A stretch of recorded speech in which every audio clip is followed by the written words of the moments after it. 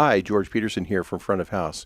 We've got a great issue for you this month, starting with our coverage of the Imagine Dragons World Tour, where FOH engineer Scott Eisenberg puts a huge Adamson rig through its paces.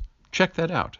We also drop in on Chris Conley, the FOH mixer for Los Lonely Boys, and check out a new line array rig they've been using on the road. This year's Parnelli Lifetime Achievement Award goes to Bobby Thrasher, and our own Kevin Mitchell reviews his esteemed career as production manager for Billy Joel, Bruce Springsteen, Paul Simon, and others. Our buyer's guide this month focuses on mic bundles for drum kits, with a look at the latest offerings. Check that out.